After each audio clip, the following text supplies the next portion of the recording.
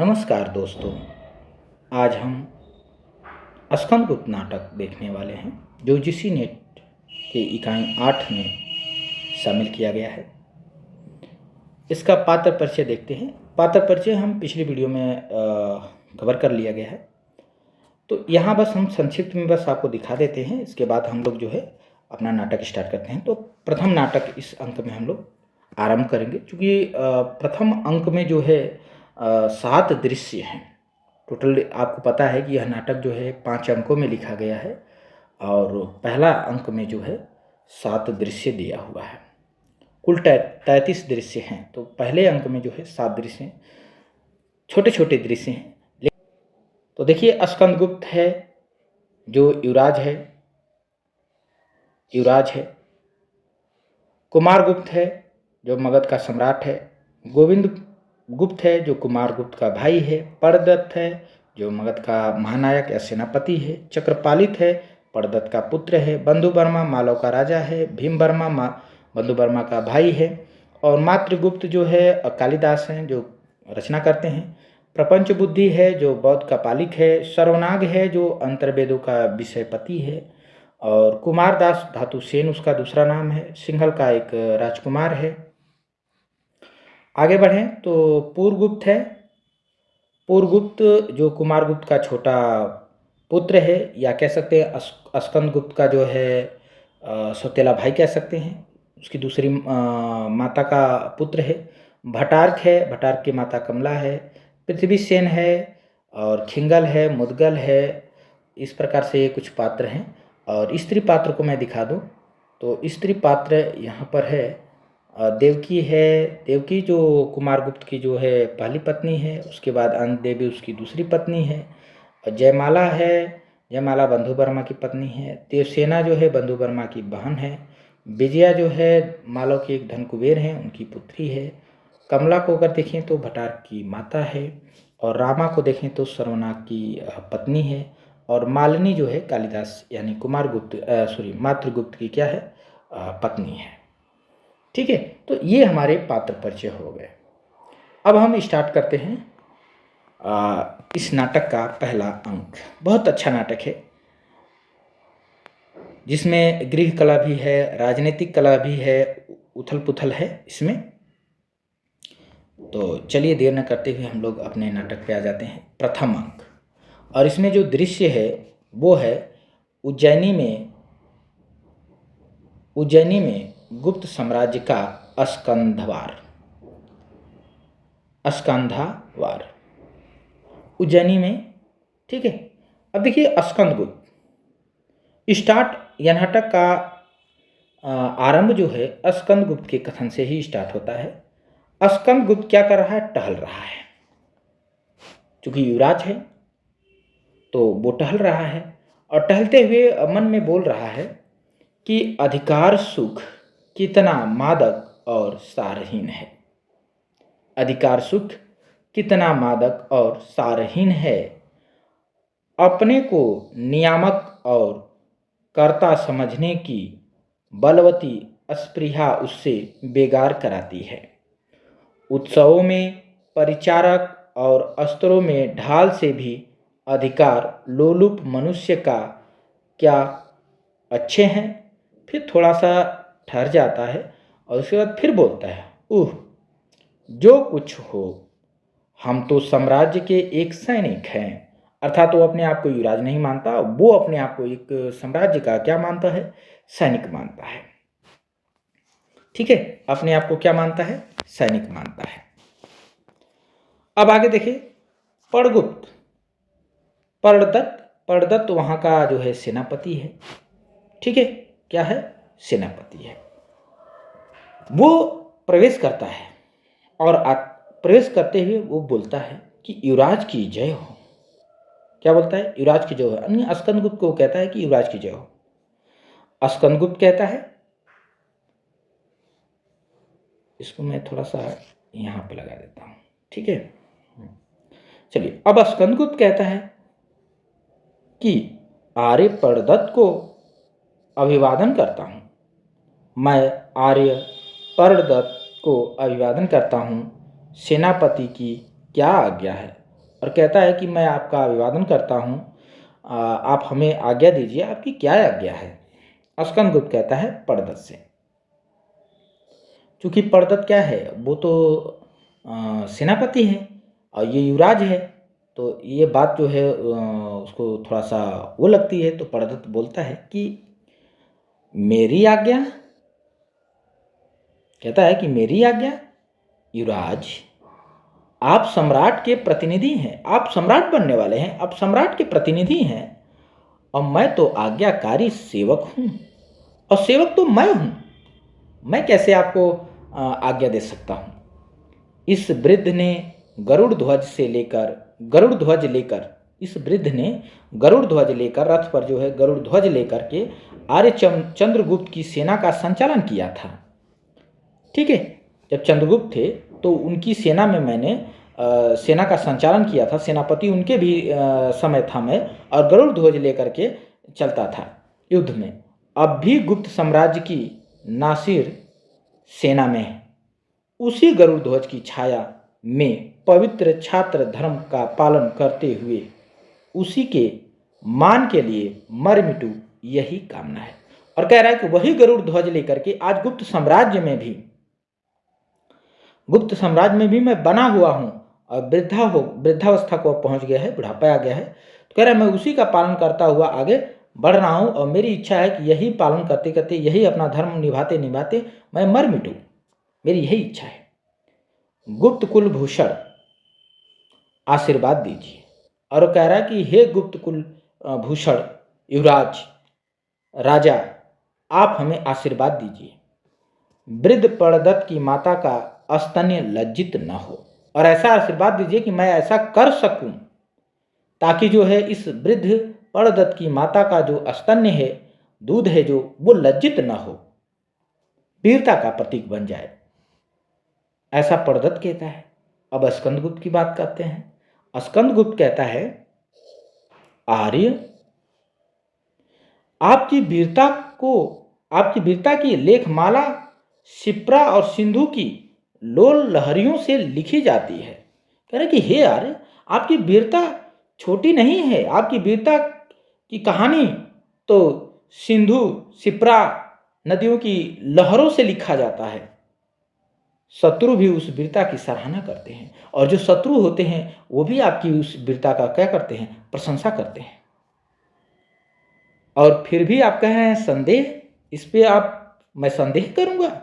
नहीं नहीं, मुझे संदेह नहीं है। तो पड़दत कहता है संदेह दो बातों से है युवराज।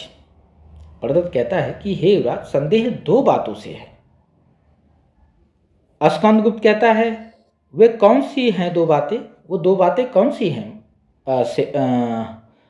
पड़दत से कहता है, बड़ा सम्मान करता है पड़दत का स्कंदगुप्त, क्योंकि स्कंदगुप्त जो है मानवता को समझता है, इंसान को परखता है, अपने कर्तव्य को पहचानता है, इसलिए उसकी भाषा जो है बड़ी सभ्य है, शिष्टाचार है उसमें।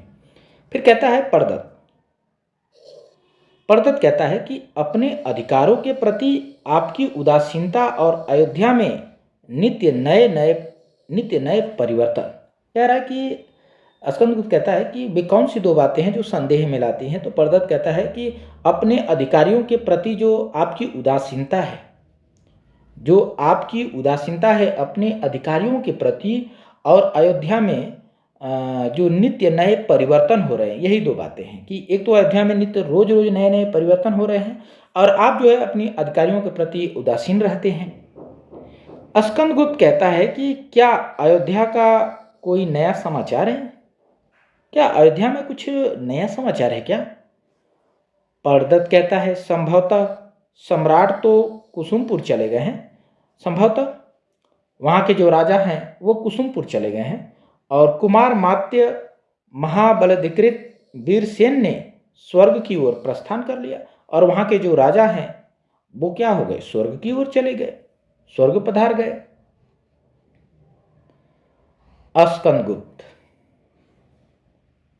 स्कंदगुप्त कहता है क्या महाबलाधिकृत अब नहीं रहे? शोक, बड़ी दुख की बात है। परदत्त कहता है, अनेक समरों के विजेता, अनेक समरों के विजेता, अनेक युद्धों के विजेता महामानी गुप्त साम्राज्य के महाबलाधिकृत अब इस लोक में नहीं है। अब इस लोक में नहीं है, इस संसार में नहीं है, स्वर्ग चले गए। इधर प्रौढ़ सम्राट के विलास की मात्रा बढ़ गई है, और इधर जो प्रौढ़ सम्राट है उनके विलास की जो मात्रा है उसमें काफ़ी विलास होगा। अब बढ़ोतरी हो गई है, वो नित्य विलास में ही रहते हैं। स्कंदगुप्त कहता है, चिंता क्या है आर्य? तो इसमें चिंता क्या है यार? अभी तो आप हैं ना, अभी तो आप है हैं, तो फिर सम्राट को थोड़ा विलासी होने दीजिए, क्या दिक्कत है, क्या चिंता है? आप न रहते तब न चिंता होती, तब भी मैं ही सब विचारों का भार वहन करूं। और कह रहे हैं कि आप हैं तो भी मैं तब भी जो है सभी विचारों का वहन करूं, थोड़ा मुझे रहने दीजिए ऐसे ही, अधिकार का उपयोग करूं। आप चाहते हैं कि मैं आपके रहते हुए भी अधिकार का उपयोग करूं, वह भी किस लिए? वह भी किस लिए अधिकार का उपयोग करूं? अभी तो आवश्यकता मुझे नहीं लग रही है, स्कंदगुप्त कहता है। तब परदत्त कहते हैं कि किस लिए पूछ रहे हो स्कंदगुप्त, कि किस लिए करूं? तो सुनो, त्रस्त प्रजा की रक्षा के लिए करो। ये जो प्रजा है वो त्रस्त है आज, उसकी रक्षा के लिए अपने अधिकार का प्रयोग करो। सतीत्व के सम्मान के लिए करो। देवता, ब्राह्मण और गौ की मर्यादा में विश्वास के लिए, आतंक से प्रकृति को आश्वासन देने के लिए करो। आपको अपने अधिकारों का उपयोग करना होगा युवराज। इसलिए मैंने कहा था कि आप अपने अधिकारों के प्रति उदासीन हैं। आप अपने अधिकारों के प्रति क्या हैं? उदासीन हैं, निष्क्रिय हैं। अपने अधिकार को पहचानिए और उसका प्रयोग करिए। और कह रहा है परदत्त, जिसकी मुझे बड़ी चिंता है, और जब आप ऐसा नहीं करते हैं तो इसीलिए मुझे बड़ी चिंता होती है। गुप्त साम्राज्य के भावी शासक को अपने उत्तरदायित्व का ध्यान नहीं है। मुझे इस बात का चिंता होता है कि जो गुप्त साम्राज्य का होने वाला जो शासक है उसे अपने उत्तरदायित्व का ध्यान ही नहीं है। स्कंदगुप्त बोलता है, सेनापते, हे सेनापति, प्रकृतस्थ होइए। परम भट्टारक महाराज धीराज, अश्वमेध पराक्रम श्री कुमार गुप्त, महेंद्रादित्य के सुशासित राज्य की सुपालित प्रजा को डरने का कारण नहीं है। कह रहे हैं कि जहाँ भट्टारक जैसे महाधिराज और कुमार गुप्त हैं राजा यहाँ के, और आप जहाँ के सेनापति हैं, बड़े बड़े योद्धा इस राज्य में हैं, योद्धा हैं, तो यहाँ की राजा को, यहाँ इतना सुंदर जो है शासन चल रहा है, अच्छा शासन चल रहा है, तो यहाँ की प्रजा को डरने का कारण नहीं है। क्यों डर रही है? गुप्त सेना की मर्यादा की रक्षा के लिए परदत्त, और गुप्त सेना की मर्यादा के लिए जो है परदत्त के सदृश महावीर अभी प्रस्तुत है। तो फिर जनता को डरने की क्या है? प्रजा क्यों डर रही है? क्यों चिंतित है? आप निष्क्रिय हो जाइए, आप चिंता न करिए, इसके बारे में अभी चिंता आप मत करिए। आप हइये हैं, राजा कुमार गुप्त हइये हैं, भट्टारक हइये हैं, सब कुछ, और अच्छे अच्छे वीर योद्धा अभी इस राज्य में पड़े हुए हैं।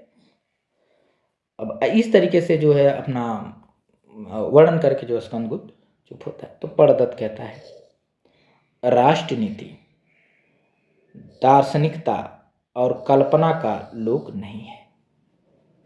परदत्त कहता है कि राष्ट्रनीति और दार्शनिकता और कल्पना का लोक नहीं है। इस कठोर प्रत्यक्षवाद की समस्या बड़ी कठिन होती है। गुप्त साम्राज्य की उत्तरोत्तर वृद्धि के साथ उसका दायित्व भी बढ़ गया है। गुप्त साम्राज्य के उत्तरोत्तर वृद्धि हो रही है और उसके साथ ही साथ उसका दायित्व भी बढ़ गया है, पर उस बोझ को उठाने के लिए गुप्त काल के शासक प्रस्तुत नहीं, और उस बोझ को उठाने के लिए गुप्त कुल का जो शासक स्कंदगुप्त यानी होने वाले जो शासक हैं वो उस बोझ को उठाने के लिए प्रस्तुत नहीं है, क्योंकि साम्राज्य लक्ष्मी को वे अब अनायास और अवश्य अपनी शरण आने वाली वस्तु समझने लगे हैं। क्यों क्यों क्यों प्रस्तुत नहीं है? क्योंकि वो साम्राज्य साम्राज्य रूपी लक्ष्मी यानी साम्राज्य लक्ष्मी को वो अब अनायास ही मतलब ऐसे फोकट में, फ्री में, अनायास और अवश्य अपनी शरण में आने वाली वस्तु समझ रहे हैं। तो मिलेगा ही, कहाँ जाएगा, ऐसा फील कर रहे हैं आप। पड़दत्त कहता है कि आप ऐसा फील कर रहे हैं कि शासन कहाँ जाएगा, मुझे ही मिलेगा, मैं बड़ा पुत्र हूं, ठीक है, तो अनायास ही मिल जाएगा, ऐसा आप समझ रहे होंगे। तो स्कंदगुप्त कहता है आर्य व्यंग न कीजिए, इसके कुछ प्रमाण भी हैं। जो आप बात कहना चाह रहे हैं, जो संकेत दे रहे हैं मुझे, क्या उसका कहीं कुछ प्रमाण भी है? पड़दत्त प्रमाण अभी खोजना है, प्रमाण तो अभी खोजना है।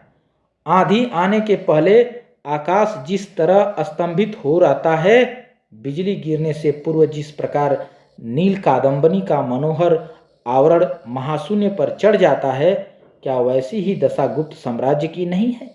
क्या उसी प्रकार से गुप्त साम्राज्य की स्थिति नहीं दिखाई दे रही है? आंधी आने से पहले मैं सबूत कैसे दे दूं? कौन सा प्रूफ दे दूं? आप प्रमाण मांग रहे हैं। बिजली गिरने से पहले मैं होने वाले नुकसान का प्रमाण कैसे दे दूं, जो आप प्रमाण मांग रहे हैं? स्कंदगुप्त क्या पुष्यमित्रों के युद्ध को देखकर वृद्ध सेनापति चकित हो रहे हैं? और हंसता है ये कहकर, कहता है कि क्या जो पुष्यमित्रों के युद्ध हो रहे हैं उन्हें देख करके ये हमारे वृद्ध सेनापति प्रणदत्त चकित हो रहे हैं क्या? और ये बात कहकर हंसने लगता है। प्रणदत्त कहता है युवराज व्यंग न कीजिए, केवल पुष्यमित्रों के युद्ध से ही इतिश्री न समझिए, केवल पुष्यमित्रों के युद्ध से ही इसकी समाप्ति न समझ लीजिए, इसका अंत न समझ लीजिए। म्लेच्छों के भयानक आक्रमण के लिए भी प्रस्तुत रहना चाहिए, और म्लेच्छों का जो है यहाँ भयानक आक्रमण होने वाले हैं उसके लिए भी प्रस्तुत रहना चाहिए, उसको भी ध्यान में रखना चाहिए। और आगे कहता है प्रणदत्त की चरों ने आज ही कहा है कि कपिसा को श्वेत हुड़ों ने पदाक्रांत कर लिया है। इस पर भी युवराज पूछते हैं कि अधिकारों का उपयोग किस लिए? कह रहे हैं कि कपिसा के श्वेत हुड़ जो आक्रमणकारी हैं वो उसे क्या कर लिए हैं? कब्जा कर लिए हैं कपिसा को। और उस पर भी युवराज अभी भी पूछते हैं कि अधिकारों का उपयोग किस लिए किया जाए? यही किस लिए प्रत्यक्ष प्रमाण है, यही किस लिए आप कह रहे हैं, यही प्रत्यक्ष प्रमाण है कि गुप्त काल के शासक इस साम्राज्य को गले पड़ी वस्तु समझने लगे हैं। यही प्रमाण है कि गुप्त काल के जो शासक हैं वो इस साम्राज्य को अपने गले पड़े वस्तु समझने लगते हैं या समझने लगे हैं। चक्रपालित का प्रवेश, तभी जो है चक्रपालित का प्रवेश होता है। चक्रपालित को मैं बता दूं पड़दत्त का वो पुत्र है, ठीक है, यानी सेनापति पड़दत्त उसी का पुत्र है चक्रपालित, उसका प्रवेश होता है। जब चक्रपालित आता है तो देखकर चक्रपालित देखता है युवराज को, स्कंदगुप्त को, और देखता है तो कहता है अरे युवराज भी यही है, युवराज की जय हो। स्कंदगुप्त कहता है आओ चक्र, आर्य पड़दत्त ने मुझे घबरा दिया है। कहता है कि आओ चक्र आओ, ये आर्य पड़दत्त तो मुझे एकदम घबरा दिए हैं।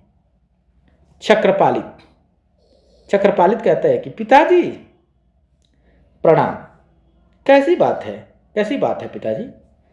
पड़दत्त कहता है कल्याण हो। जब वो प्रणाम करता है तो पड़दत्त कह देता है कि कल्याण हो, आयुष्मान, तुम्हारे युवराज अपने अधिकार से उदासीन हैं। बात यही है कि तुम्हारे युवराज जो हैं अपने अधिकार से उदासीन हैं। वे पूछते हैं कि अधिकार किस लिए, अधिकार का प्रयोग किस लिए किया जाए, और ये अधिकार की आवश्यकता क्यों है, किस लिए? चक्रपालित कहता है तात तात यानी पिता, तात इस किस लिए का अर्थ मैं समझता हूं। कहता है कि हे पिताजी, ये जो किस लिए है ना, इसका अर्थ मैं समझता हूं। पड़दत्त कहता है कि क्या है इसका अर्थ। चक्रपालित कहता है गुप्त काल का अव्यवस्थित उत्तराधिकार नियम। यही ये किस लिए जो अर्थ आ रहा है इसको मैं समझता हूं, ये यही है कि गुप्त काल का जो अव्यवस्थित उत्तराधिकार का जो नियम है वो क्या है, अव्यवस्थित है, व्यवस्थित नहीं है। स्कंदगुप्त कहता है चक्र सावधान, चक्र सावधान, ये क्या बोल रहे हो। तुम्हारे इस अनुमान का कुछ आधार भी है। जो तुम अनुमान लगा रहे हो कि गुप्त काल का अव्यवस्थित उत्तराधिकार नियम है, यानी यहाँ का उत्तराधिकार क्लियर नहीं है कि किसको जो है उत्तराधिकारी बनाया जाए, तुम ऐसा कुछ कहना चाह रहे हो, तो इसका कुछ ये जो अनुमान लगा रहे हो इसका कुछ आधार भी है। तो चक्रपालित कहता है युवराज, यह अनुमान नहीं है। वो कहता है कि ये आप इस जो मैं बोल रहा हूं उसको आप अनुमान समझ रहे हैं, ये अनुमान नहीं है, ये प्रत्यक्ष सिद्ध है, ये प्रत्यक्ष सिद्ध है। तो पड़दत्त गंभीरता से गंभीर होकर के बोलता है चक्र, यदि यह बात हो भी, कह रहा है कि चक्र यदि यह बात हो भी, तब भी तुमको ध्यान रखना चाहिए कि हम लोग साम्राज्य के सेवक हैं, कि हम लोग साम्राज्य के सेवक हैं। असावधान बालक, अपने पुत्र को कहता है पड़दत्त कि असावधान बालक, थोड़ा सावधान हो जाओ और अपनी चंचलता को विष वृक्ष का बीज न बनने दो, और अपनी इस चंचलता को एक विष वृक्ष का बीज न बनने दो। यानी जो ये तुम बोल रहे हो, कहीं ये छोटी सी बीज जो है एक बड़ा सा विशाल विष का वृक्ष न बन जाए, इसका ध्यान रखो। देखिए कथन बहुत इंपॉर्टेंस है, ठीक है। तो कथन आप लोग देखते चलिएगा कि पड़दत्त ये बात कहता है। एक तो पहला कथन पूछा जाता है कि इस नाटक का जो है पहला लाइन क्या है, जो स्कंदगुप्त ने कहा था कि अधिकार सुख कितना मादक और सारहीन है। उसके बाद ये भी कथन आपसे पूछा जा सकता है कि कहाँ गया, असावधान बालक, अपनी चंचलता को विष वृक्ष का बीज न बनने देना, न बना देना। कहीं ऐसा ना हो कि जो तुम बोल रहे हो ये जो छोटी सी बीज बन जाए, छोटी सी जो आज बीज है ये जन्म दे न दे दे किसी बड़े से विशाल वृक्ष को, जो विष जहर का वृक्ष हो, ठीक है, उसको कहीं ये जन्म न दे दे। तो इसका ध्यान रखो। उसके बाद आगे अगर बढ़ें तो स्कंदगुप्त कहता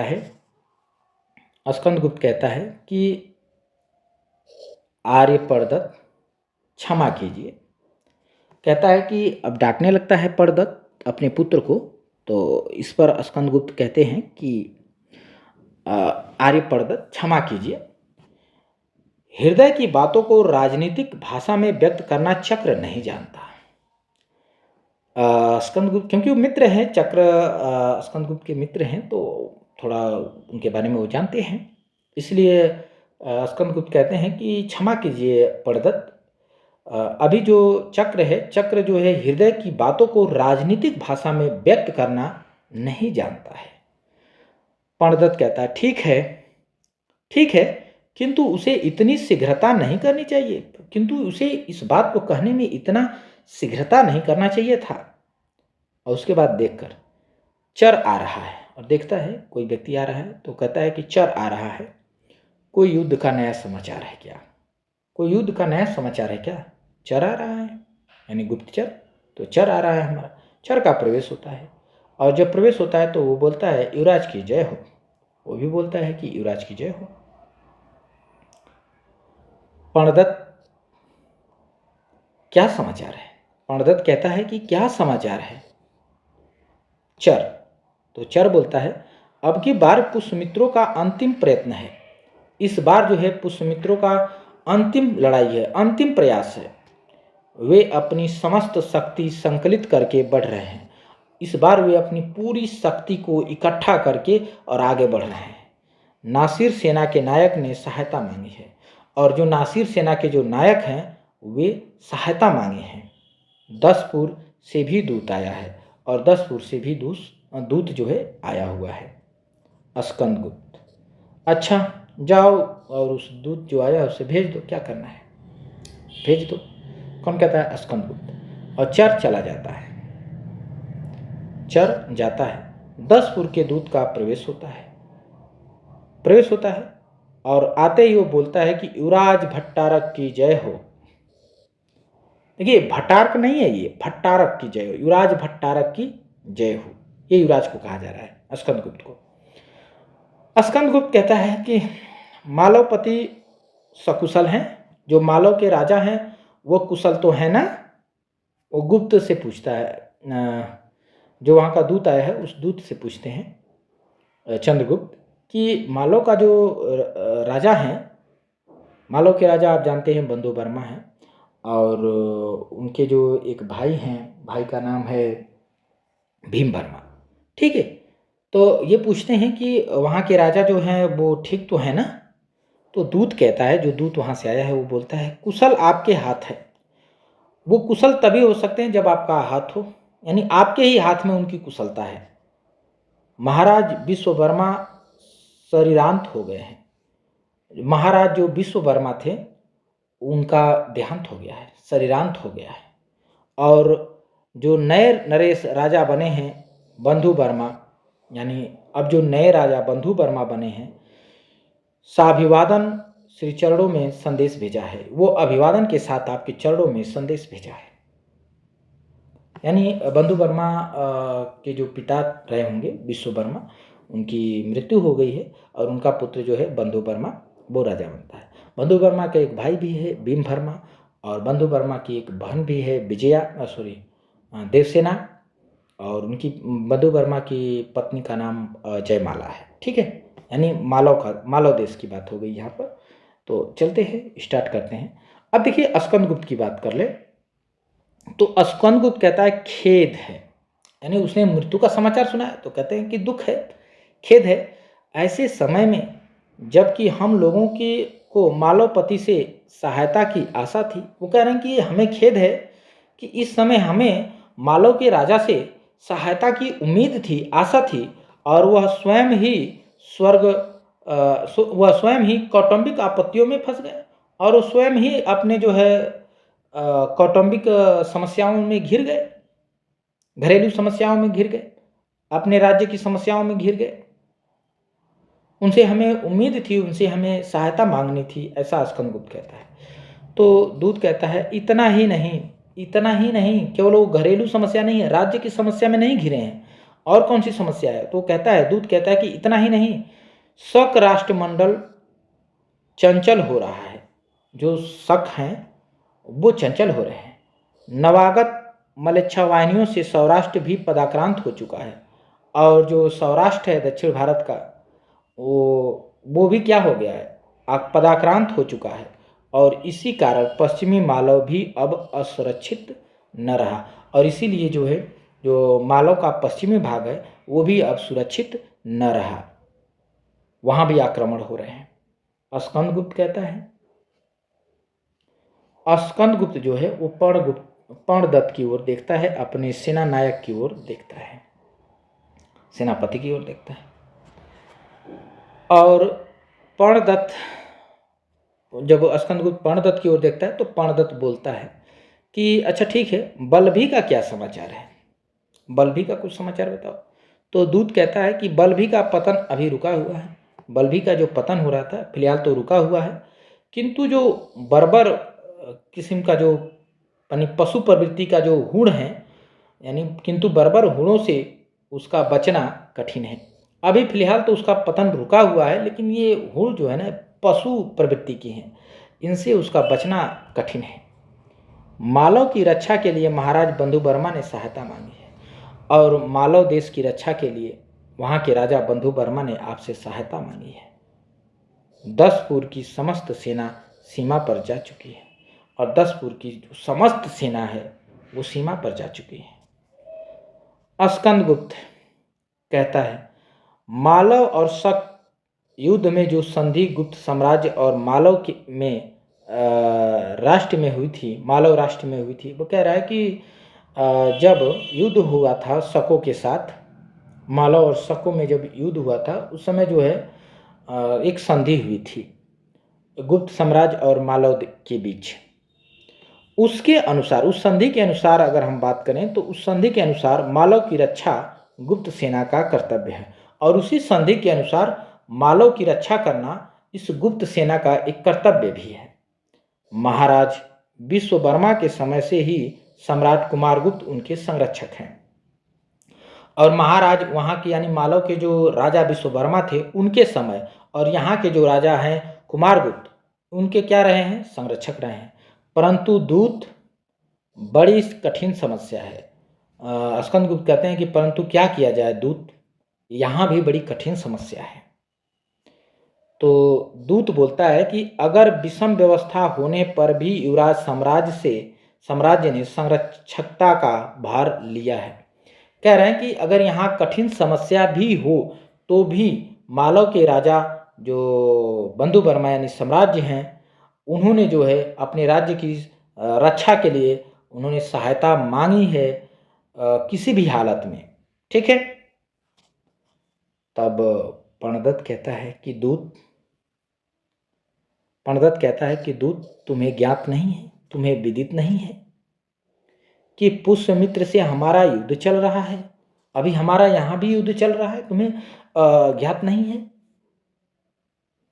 दूत बोलता है तब भी मालव ने कुछ समझकर किसी आशा पर ही अपनी स्वतंत्रता को सीमित कर लिया था। कह रहे कि तब भी मालव ने, उनको पता था कि यहाँ युद्ध चल रहा है, तब भी वो कुछ समझ करके किसी आशा पर ही अपनी स्वतंत्रता को सीमित कर दिया था। स्कंदगुप्त बोलता है कि दूत, केवल संधि नियम ही से हम लोग बाध्य नहीं हैं। स्कंदगुप्त कहता है कि हे दूत, ये मत समझो कि केवल हम लोग संधि जो हुई थी उसी नियम से हम बाध्य हैं रक्षा करने के लिए, ऐसा नहीं है। किंतु शरणागत रक्षा भी क्षत्रिय धर्म है, और शरण में आने वालों की रक्षा करना भी एक क्षत्रिय धर्म है। यह भी है, जब हमारे शरण में आ गए तो ये हमारा कर्तव्य बनता है। केवल ये मत समझना कि एक संधि हुई थी उसी के अनुसार हम रक्षा करेंगे। फिलहाल तुम विश्राम करो, हे दूत, तुम फिलहाल विश्राम करो। और सेनापति परदत्त समस्त सेना लेकर के पुष्यमित्रों की गति रोकेंगे, और सेनापति जो हमारे परदत्त सेनापति हैं, ये जा करके पुष्यमित्रों से हमारा जो युद्ध चल रहा है उन पुष्यमित्रों की गति को रोकेंगे। समस्त सेना लेकर के जाएं, और मैं अकेला स्कंदगुप्त मालव की रक्षा करने के लिए सन्नद्ध हूँ। और मैं अकेला मालव की रक्षा करने के लिए, मैं अकेला स्कंदगुप्त, मैं जाऊंगा। और कहता है जाओ दूत, जाओ और निडर होकर के निर्भय निद्रा का सुख लो, निडर होकर सुख लो, सो आराम करो। स्कंदगुप्त के जीते जी मालव का कुछ न बिगड़ सकेगा। जब तक स्कंदगुप्त जिंदा है मालव का कुछ नहीं बिगड़ेगा, जाओ। ऐसा जो है स्कंदगुप्त कहता है। और दूत कहता है कि धन्य है युवराज, आर्य साम्राज्य के भावी शासक के उपयुक्त ही यह बात है। और प्रणाम करके वो चला जाता है। प्रणदत्त बोलता है युवराज, आज यह वृद्ध हृदय से प्रसन्न हुआ। प्रणदत्त कहता है कि हे युवराज, आज ये वृद्ध प्रणदत्त पूरा हृदय से खुश हो गया तुम्हारी बात सुनकर, और गुप्त साम्राज्य की लक्ष्मी भी प्रसन्न होगी। और जो गुप्त साम्राज्य की जो लक्ष्मी है, राज्य है, सिंहासन है, वो भी आज प्रसन्न हो गई। चक्रपालित कहता है तात, पुष्यमित्र युद्ध का अंत तो समीप है। कहता है कि हे पिता, पुष्यमित्र से जो हमारा युद्ध चलता है उसका तो अब अंत ही होने वाला है, वो तो समाप्त ही होने वाला है, और विजय निश्चित है, और हमारी विजय भी निश्चित है, हम जीत जाएंगे। किसी दूसरे सैनिक को भेजिए, और वहाँ जो है अब जो है किसी दूसरे सैनिक को भेज दीजिए, मुझे युवराज के साथ जाने की अनुमति हो, और मुझे युवराज के साथ जाने दीजिए। पुष्यमित्र से हमारा अब लड़ाई समाप्त होने वाली है, हम लोग जीत ही जाएंगे, जीत भी निश्चित है, इसीलिए किसी दूसरे सैनिक को वहाँ मेरे स्थान पर भेज दीजिए, मैं स्कंदगुप्त यानी युवराज के साथ मैं भी मालव जाऊंगा, मुझे अनुमति दीजिए। इस पर स्कंदगुप्त कहता है कि नहीं चक्र, नहीं नहीं नहीं चक्र, तुम विजयी होकर मुझसे मालव में मिलो। तुम पहले यहाँ विजयी हो जाओ, पुष्यमित्र को हराओ, विजयी होकर के ही मालव में, तब मुझे मालव में मिलना। ध्यान रखना होगा कि राजधानी से अभी कोई सहायता नहीं मिलती। ध्यान रखना होगा कि राजधानी से अभी कोई सहायता नहीं मिलती। हम लोगों को इस आसन्न विपद में अपना ही भरोसा है। हमें जो है राजधानी से कोई सहायता अभी नहीं मिल रही है। हमें खुद पर ही अपना क्या करना है, इस विपत्ति में, इस समस्या में जो है खुद का ही भरोसा है। खुद को ही जो है देखना है, यानी खुद पर ही निर्भर रहना है। ठीक है, तो इसीलिए जो है अभी तुम क्या करो, अभी तुम सेना में जाओ और यहाँ युद्ध करो, और जब विजय प्राप्त हो जाए उसके बाद मालव में आकर के मुझसे मिलना, ये स्कंदगुप्त कहता है। तो प्रणदत्त कहता है कि कुछ चिंता नहीं युवराज, चिंता मत करो युवराज, भगवान सब मंगल करेंगे। चलिए विश्राम करते हैं। कहता है चलिए विश्राम करते हैं। अब जो है पट परिवर्तन होता है, यानी दृश्य क्या होता है, वो बदल जाता है।